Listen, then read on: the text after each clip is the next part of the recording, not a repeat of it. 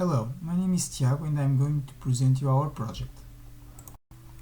In this video we are going to touch several points, being those a project context, our solution, the prerequisites for our solution, and last but not least a step-by-step guide on how to deploy our application. In this project we were asked to deploy and provision a microservice-based containerized web application on a public cloud provider using an infrastructure as code approach, as well as providing monitoring and logging features to the infrastructure. As an optimal component, we chose to fully automate the deploy process of our application. Our project is a Kubernetes cluster running on a cloud divided into two namespaces, application and ISTO system. The application namespace contains pods and services on which the online boutique application is deployed, and the ISTO system namespace contains pods and services on which Grafana and Prometheus are deployed. In order to be able to run our project, there are some prerequisites you need to have. For our project, you will need a Google Cloud Platform account with billing account active, kubectl, Google Cloud SDK, Terraform, and ISTO service mesh. First of all, we need to set up a Google Cloud environment in which you can deploy our project and set up a Kubernetes engine. The first thing we need to do is to create a project on Google Cloud and then activate the Google Kubernetes engine on that project, get a JSON credentials file, and add a Kubernetes engine admin role.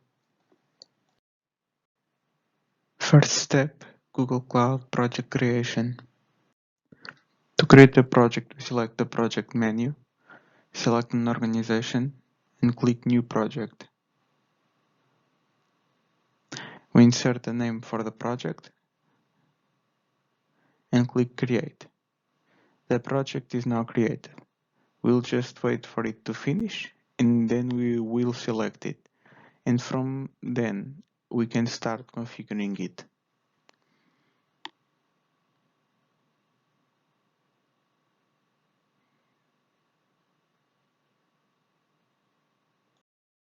Step 2. Kubernetes Engine Activation. To activate the Kubernetes engine, we select APIs and Services. We click on Enable APIs and Services and type Kubernetes Engine API. Select Kubernetes Engine API and click Enable. Just wait for it to finish and there it is. The Kubernetes Engine API is enabled. Third step, JSON credential file download.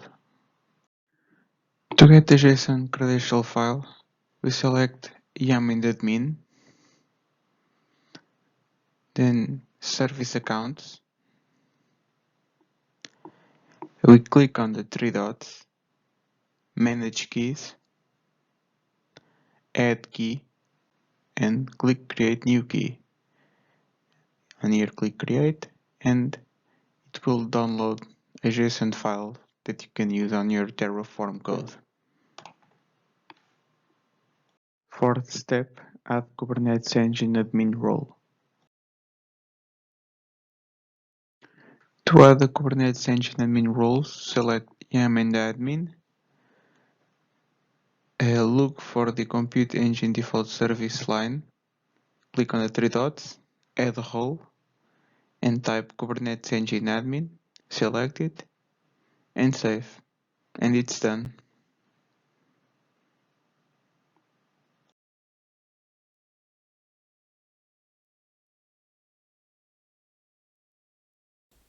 Let's take a look on the project structure.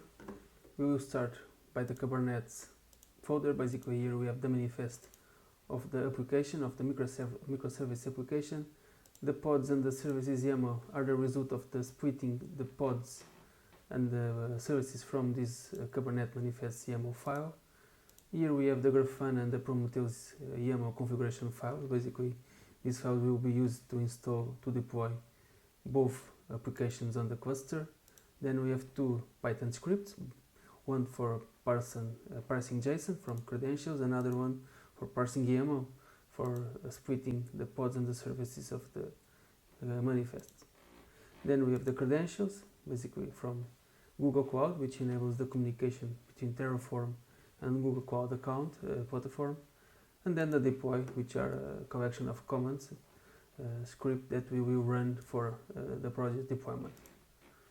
Then we have the modules, the Terraform modules, basically the root module, the main module is composed by 3 files, the main file, where we declare some variables, we declare the cluster module and the Kubernetes module. The provider is Google, where we pass the credentials file for enabling the communication, as I said. We have some outputs that we'll use further on. Then we have the cluster module. Basically, we declare some outputs. These outputs will then be passed to the main, which will be passed those outputs to Kubernetes. Then we have the cluster declaration. We have some variables, worker count. We will start with 1 because we are using auto-scaling. And we have to define the limits, resource limits, to enable the auto-scaling. Basically, we are defining here those limits. We are using 12 max CPUs, 1 minimum, 64 gigabytes max memory and 1 gigabyte minimum memory. The type of the machine we are declaring and some scopes. Then on the Kubernetes module, we define some variables which will be used on this module. The providers, we will use the Kubernetes for namespace and for horizontal pod scaler. We are using Helm for the Istio service mesh installation. And we are using kubectl for parsing the YAML files and deploy the pods and services on the cluster. In the namespaces Terraform, we are declaring 2 namespaces, application for the microservices application and UC system for the Istio service mesh, and Prometheus and the pods, the pods and the Grafana. On monitoring, we are using the kubectl provider through the resources kubectl manifest and kubectl file documents to install the YAML files. Basically, this one allows to parse multiple YAML documents. Then we have the Istio. Basically, here we are declaring 2 resources, the IstioD and the Istio base, in order to install the Istio service mesh. Note that we need to download the Istio 1.9.2 to the project root. Then we declare the app. Basically, this is very similar to the Prometheus and Grafana declaration. We are using the kubectl file documents to parse multiple docs YAML, and then we use the kubectl manifest to perform the deployment.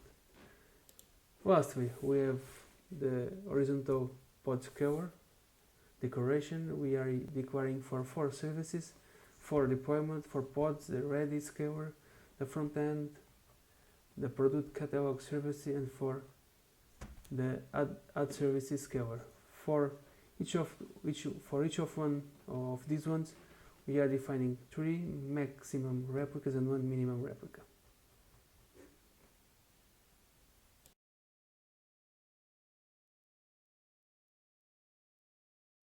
Now we can perform the deploy, but before that, let's take a look on the deploy file. Basically, we start from downloading the Istio folder to the project root folder. We perform, in this case, splitting services and pods from the Kubernetes manifest file. We define some variables. We create the Terraform TF vars that will feed the modules. We define the context of the project on gcloud.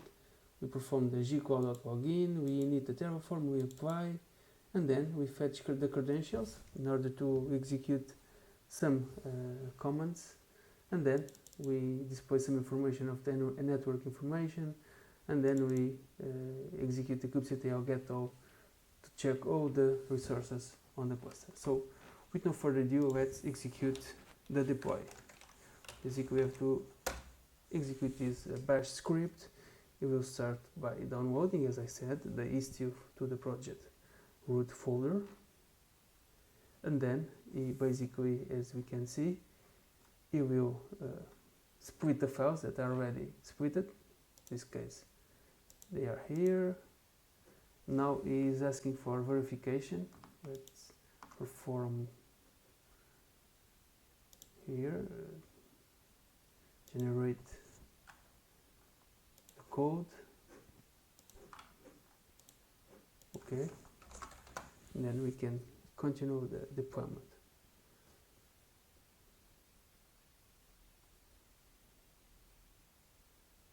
Now is installing the plugins, and then we will perform the Terraform apply.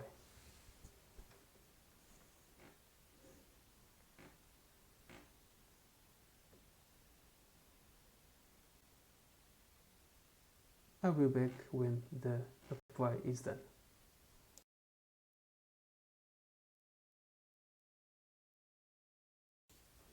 The apply is already finished. The cluster is deployed.